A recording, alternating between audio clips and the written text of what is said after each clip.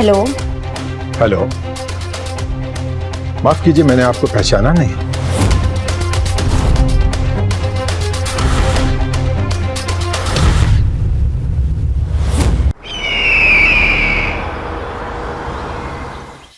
नमस्कार, मैं हूं रानी चैटर्जी। क्राइम चक्र के नई कड़ी में लेकर आई हूं एक ऐसी दास्तान जिसे सुनकर आपके रोंगटे खड़े हो सकते हैं।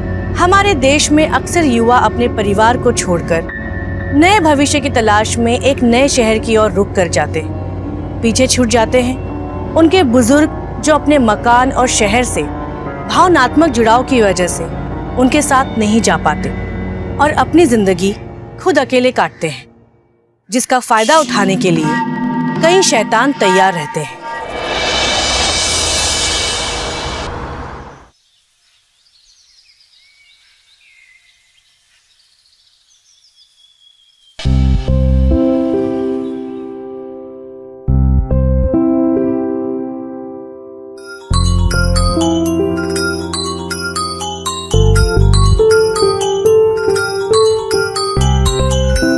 मेरा बच्चा अमर, इसे बहुत चिंता रहती है मेरी। हाँ अमर बेटा। नमस्ते पापा। खुश रहो बेटा। पापा कैसे हो आप? मैं ठीक हूँ बेटा। पापा आपको कितनी बार कहा है, कितनी बार कि आप यहाँ हमारे पास आके रहिए, लेकिन आप हो के मानते ही नहीं हो। बेटा मैं भी चाहता हूँ कि तेरे पास आ जाऊं, लेकिन क्या करूं, ये जो अपना पुराना घर है ना, इससे मेरी पूरी जिंदगी की यादें जुड़ी हुई हैं। अरे जिंदगी बिता दी मैंने यहाँ पर। तुझे पता है, तेरा जन्म इसी घर में हुआ था। मुझे हमेशा याद आता है मेरा छोटू अमर यहाँ पे दौड़ रहा है, यहाँ पे खेल रहा है। मैं तो ऐसे ही खुश हो जाता हूँ। ठीक है पापा, जब तक आपका मन करे आप वहाँ रहिए, लेकिन जिस दिन भी आपको ऐसा लगे कि अब मुझे यहाँ से जाना चाहिए, आप मुझे तुरंत बताइएगा। हाँ जरूर बेटा। ठीक है पापा, रखता हूँ मैं। नमस्ते। खुश रहो बेटा, ऑल द बेस्ट। मेरे बच्चे को बहुत चिंता रहती है मेरी। अरे अंकल नमस्ते। अरे कंचन बेटा, यूनिवर्सिटी में सब ठीक है ना? हाँ जी बिल्कुल। आज तुम्हें आने में देर हो गई। वो अंकल आजकल एक्स्ट्रा क्लासेस बहुत ज्यादा चल रही हैं, इसलिए। अच्छा, बेट तुम्हारे लिए खाना बना के रख के गई है, खा लेना। हाँ जी। क्या बात है, कुछ कहना चाहती है? अंकल वो एक्चुअली मेरी एक दोस्त है जो कुछ दिनों के लिए रहने के लिए जगह ढूंढ रही है। अगर आप कहे तो मैं उसे यहाँ ले आऊं। अब मैं रेंट भी दे दूंगी, कोई प्रॉब्लम नहीं है। देखो कंचन, मेरा इतना बड़ा घर है, मैं अकेले तो रहता हूँ, मुझे पैसों की जरूरत नहीं है। अरे मैं पेइंग गेस्ट तो इसलिए रखता हूँ कि मेरा अकेलापन दूर हो जाता है। वैसे तुम उन्हें अच्छी तरह जानती हो ना? हाँ अंकल, मेरी बहुत पुरानी दोस्त है, कोई प्रॉब्लम नहीं होगी, आई प्रॉमिस। ऐसी बात है तो बुला लो उसे। Thank you so much. अरे मेरा बेटा। Thank you.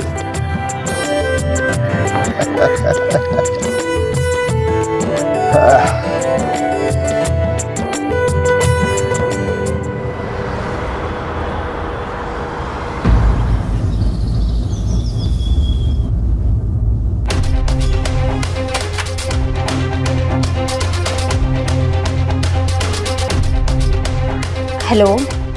हेलो, माफ कीजिए, मैंने आपको पहचाना नहीं।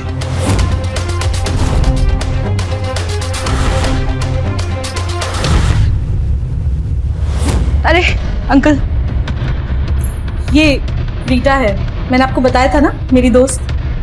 ओह हाँ, याद आया। हाँ जी। रीटा आओ, अंदर आओ।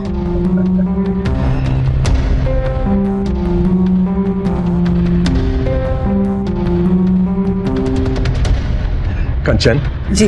रीटा को हमारा घर दिखा दो। अब उसे यहीं रहना है तो इसे भी तो पसंद आना चाहिए।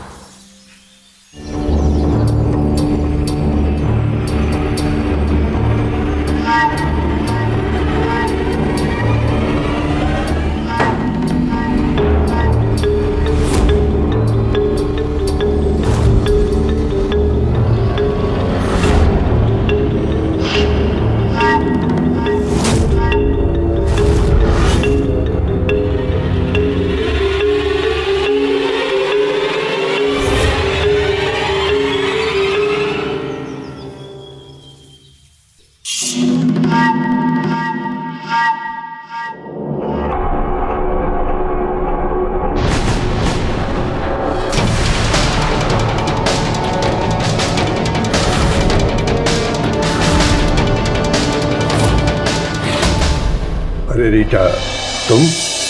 हाँ, बस नींद नहीं आ रही थी तो यूं ही टहल रही थी और आपको अकेले देखा तो आ गई।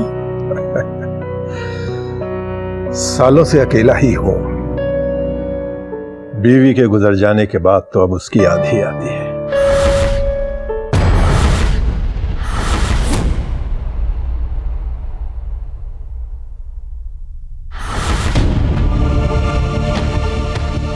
लाइए, मैं बना देती हूँ।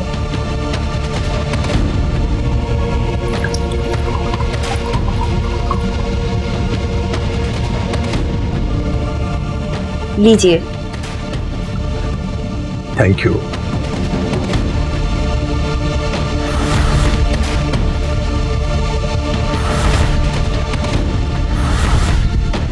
क्या हुआ रीटा, ऐसे क्या देख रही हो? कुछ नहीं, बस आपकी मासूमियत देख रही हूँ।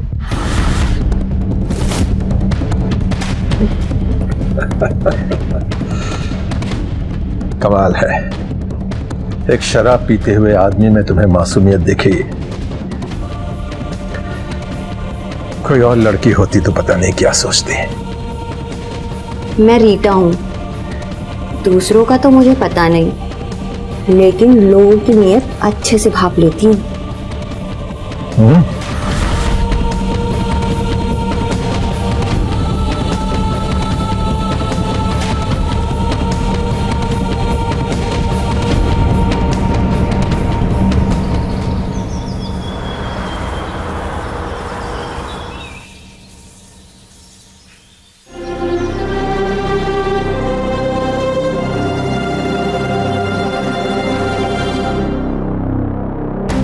Hello Rita. अरे, आप खुद चाय बना कर ले आए? वो मेड छुट्टी पे गई थी तो मैंने सोचा मैं ही बना दूं। लो पियो।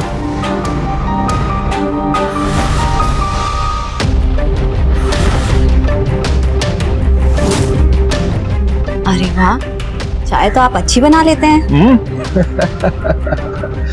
Thank you. अच्छा, नाश्ते में क्या लोगे? आप कुकिंग भी जानते हैं? हाँ हाँ, मुझे सब कुछ बनाना आता है। तुम बोलो तो। तब तो मेरी आपके साथ लंबी निभेगी। वो कैसे? आपको बनाने का शौक है और हमें खाने का।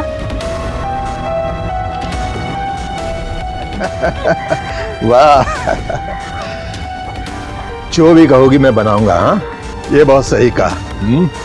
हम बनाएंगे।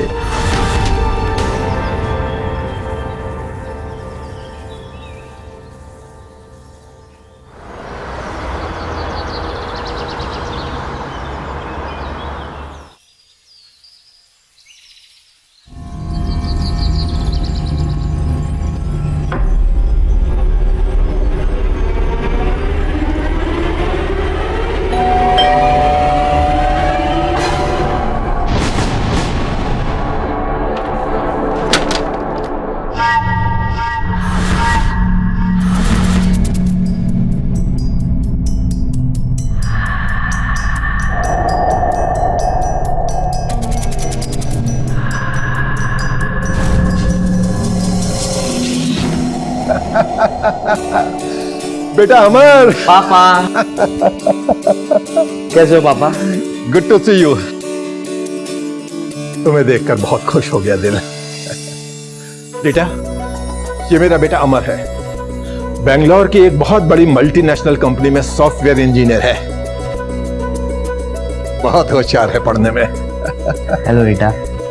हेलो। अरे खड़े क्यों? आओ आओ, अंदर आओ।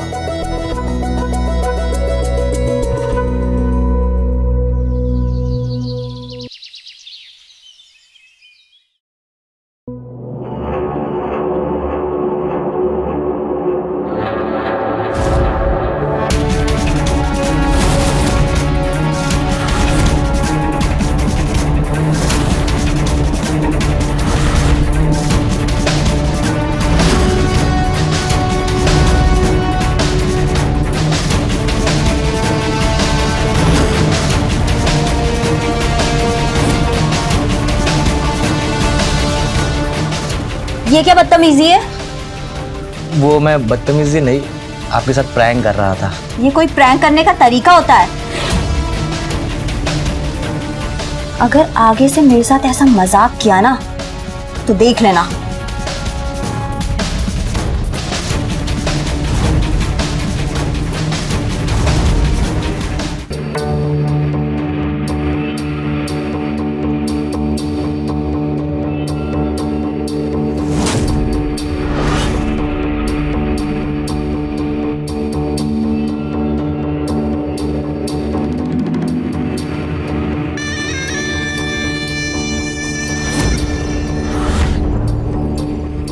अरे आप आइए ना, वहां खड़े क्यों हैं?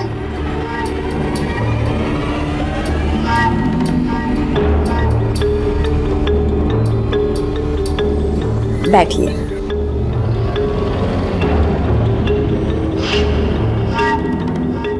क्या हुआ, कुछ कहना चाहते हो?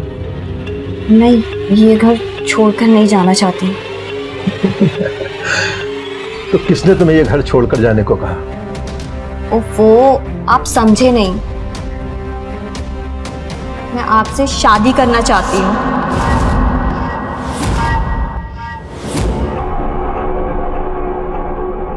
Are you mad?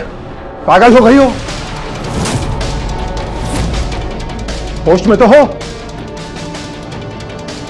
मेरा बेटा तुम्हारी उम्र का है।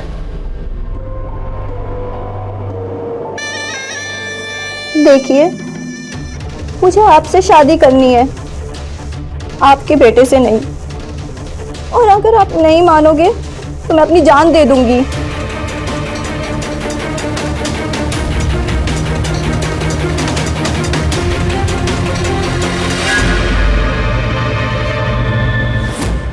रीता अपने जिद की पक्की लड़की थी। उसे कोई फर्क नहीं पड़ता था कि नरेश की उम्र क्या है।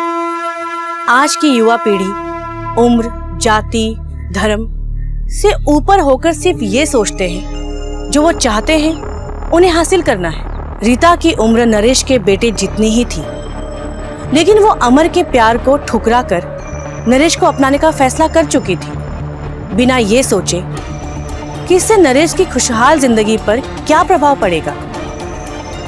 वैसे भी कहा जाता है, जो इश्क में होते हैं वो अंजाम की परवाह नहीं करते।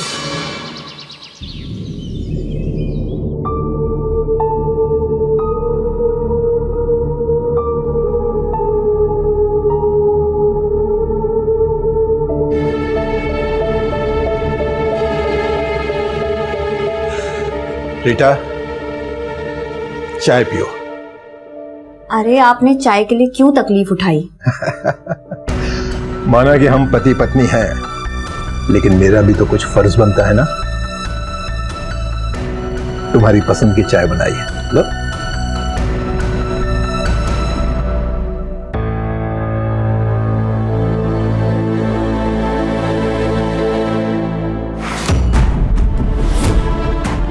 क्या हुआ, चाय पसंद नहीं आई?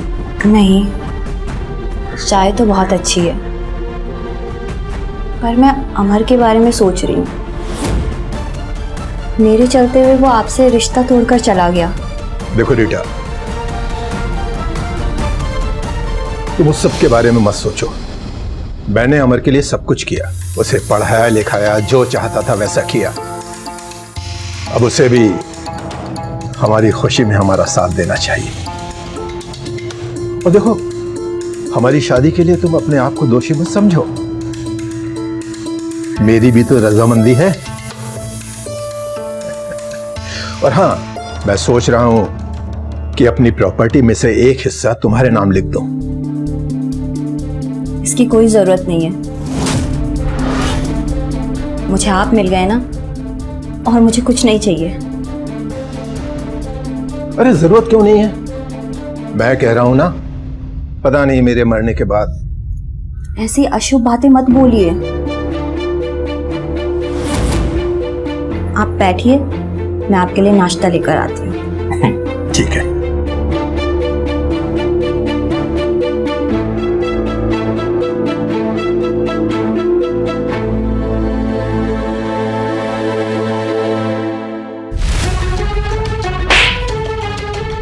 जब वो बुढ़ा खुद सब कुछ दे रहा था तो मना करने की क्या जरूरत थी? अब वो मेरे हस्बैंड है और मैं उन्हें धोखा नहीं दे सकती। हस्बैंड, हस्बैंड, वाह, तुम अपनी औकात भूल गई हो और साथ में ये भी भूल गई हो कि मैं तुम्हें यहाँ लेकर क्यों आई थी। और हस्बैंड, हाँ, वाह, ये बात तुम भी बहुत अच्छी तरह से जानती हो कि ये पूरा रिश्ता, हमारे हस्बैंड वाइफ का रिश्ता, झूठ पे टिका हुआ। भले ही हमारे रिश्ते की शुरुआत झूठ से हुई है, लेकिन अब वो मेरे हस्बैंड है। निकल जाओ इस घर से।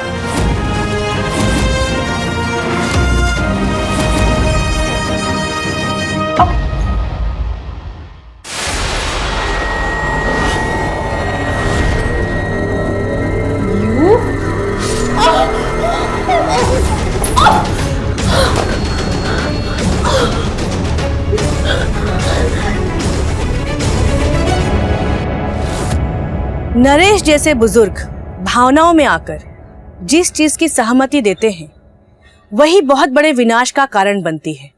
एक भरा पूरा परिवार होते हुए भी नरेश को रीता से शादी करने का फैसला खुद रीता और कंचन पर भारी पड़ा।